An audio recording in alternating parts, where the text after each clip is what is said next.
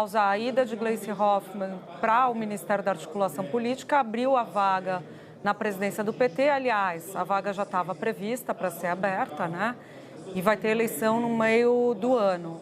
Bom, tem toda uma discussão que Gleisi faz um contraponto a Edinho Silva, que é o candidato de Lula para tocar o PT daqui para frente.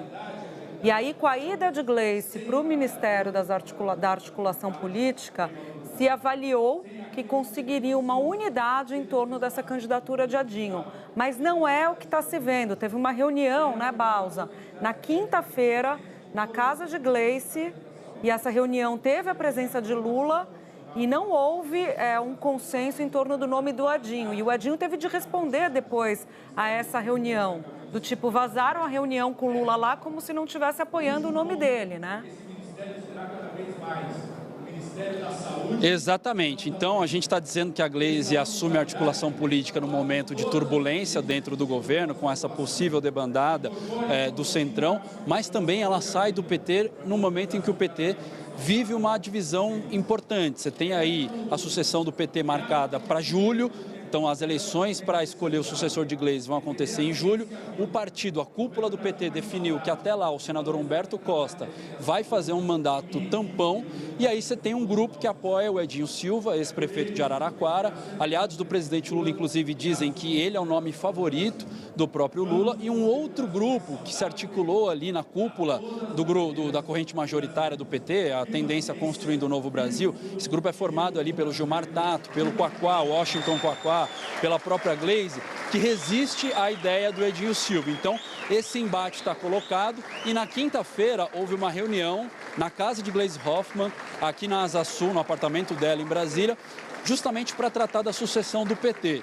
E o presidente Lula foi convidado a participar desse encontro. Isso não estava na agenda do presidente. Inclusive, naquela data tinha um anúncio super importante aqui, as medidas para conter o preço dos alimentos. Lula não estava. Quem anunciou as medidas foi o vice Geraldo Alckmin. Isso gerou um estranhamento e ele não estava porque ele estava justamente nessa reunião.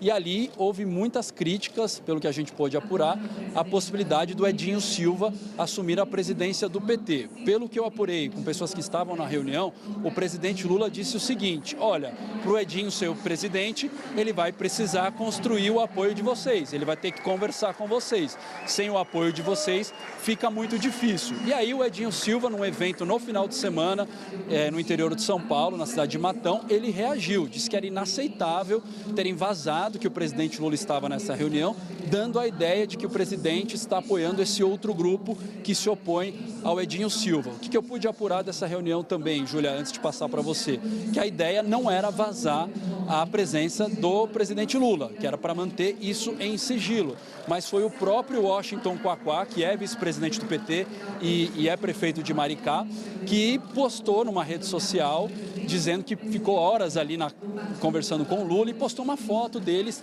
na casa da Gleisi Hoffmann. Então isso fez com que a imprensa fosse atrás do que aconteceu e todo mundo descobriu que de fato o Lula estava ali ouvindo essas figuras da cúpula do partido criticarem o Edinho Silva. Edinho Silva, que por sinal está aqui hoje acompanhando essa cerimônia de posse de Gleisi Hoffmann e também do Alexandre Padilha. Resumo da história: o PT segue dividido, esse grupo que se opõe ao Edinho vai continuar trabalhando por uma candidatura alternativa ao Edinho Silva, pode ser em torno do próprio Humberto Costa, o senador que vai cumprir esse mandato tampão, e essa é uma questão que só vai ser resolvida quando e se o presidente vier a público dizer que o favorito dele à presidência do PT é o Edinho Silva, o ex-prefeito de Araraquara, um gesto que até agora não aconteceu. Júlia, volto com